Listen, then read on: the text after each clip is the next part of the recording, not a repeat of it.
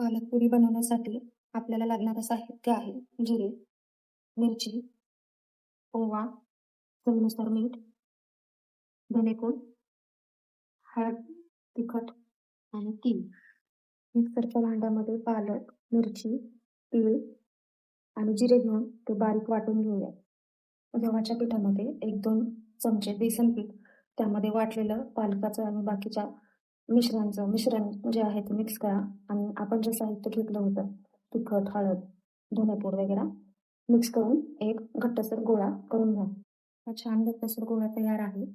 तुम्ही या पिठामध्ये लसूणही टाकू शकता, पण मी सध्या लसूण नाही टाकलेला, कारण पुऱ्यांसोबत जी आपण चटणी करणार आहोत त्यामध्ये ऑलरेडी मी लसूण टाकलेला आहे.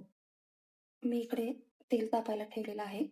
मी शेंगदाण्याचं तेल वापरते, कोल्ड प्रेस्ड घाण्याचं तेल. तुम्ही कोणतं वापरतात तेही सांगा. मी हे Instagramवर बघितलं की हे तेल चांगलं असतं खाण्यासाठी. मला माहिती नाही एक्झॅक्टली कोणतं चांगलं असतं, पण मी हे वापरते. तुम्ही कोणतं वापरतात तेही सांगा. अशा प्रकारे पीठ लावून मी पुऱ्या तयार करून घेतलेल्या आहेत. एक-एक करून तेलामध्ये सोडू शकता. पुरी परतवर भाजा, म्हणजे ते खमंग लागतं.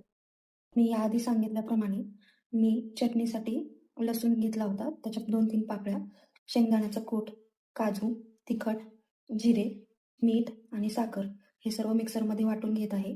तुम्ही साखर स्किप करू शकता जर तुम्हाला आंबटसर चटणी हवी असेल. आम्हाला आंबट गोड चटणी आवडते, त्यामुळे मी यामध्ये साखर टाकली आहे. नंतर यामध्ये मी दही मिक्स करून थोडीशी हिंगाची फोडणी देणार आहे. ही तयार झाली आपली चटणी. त्यामध्ये मी जसं सांगितल्याप्रमाणे मोहरी, जिरे आणि हिंगाची फोडणी दिली आहे. तुम्ही वेगळ्या पद्धतीची चटणीही करू शकता, तुम्हाला जशी आवडते तशी. टोमॅटोची चटणीही छान लागते याच्यासोबत.